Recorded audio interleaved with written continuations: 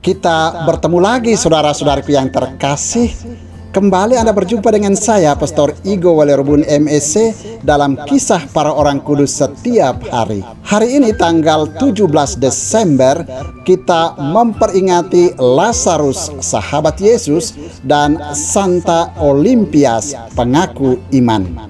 Yang pertama, Lazarus, sahabat Yesus. Lazarus, yang berarti Tuhan telah menolong, dikenal di dalam kitab suci sebagai saudara Marta dan Maria. Bersama kedua saudarinya, Lazarus tinggal di Betania, sebuah desa kecil yang terletak di tebing timur Bukit Zaitun. Yesus bersahabat baik dengannya. Ketika ia jatuh sakit, Marta dan Maria mengirim kabar kepada Yesus untuk datang melihatnya. Dari persahabatan itu, kita menyaksikan terjadinya suatu peristiwa mujizat. Yesus membangkitkannya dari kematian, dan 6 hari kemudian ia menjadikannya teman makan semeja. Dalam Injil Lukas pasal 16 ayat 19-31 yang mengetengahkan perumpamaan tentang orang kaya yang hidup bermewah-mewah, Lazarus ditampilkan sebagai orang miskin yang sedang mengemis minta makan. Di sana dilukiskan bahwa Lazarus yang miskin itu akhirnya berkenan kepada Tuhan dan duduk di pangkuan Abraham, sedangkan orang kaya itu masuk ke dalam api siksaan kekal. Orang kudus kedua yang juga kita peringati pada tanggal 17 Desember, yakni Santa Olimpias, pengaku iman. Olimpias lahir pada tahun 361. Ia kemudian menikah dengan wali kota Konstantinopel.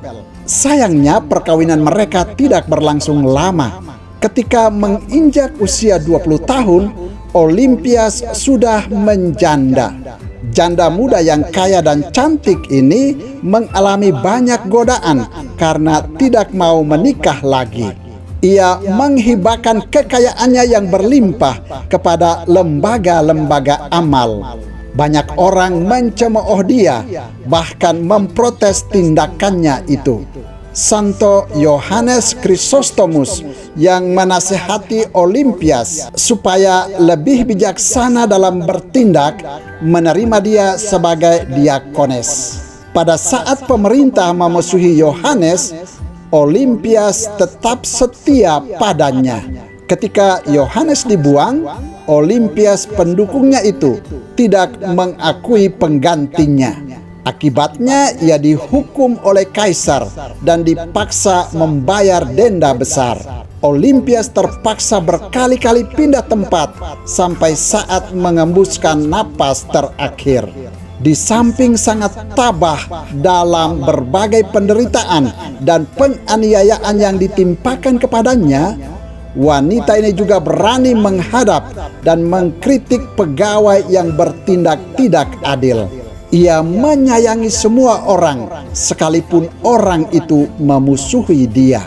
Saudara, demikianlah orang kudus yang kita peringati pada tanggal 17 Desember, yakni Lazarus, sahabat Yesus, dan Santa Olimpias, pengaku iman.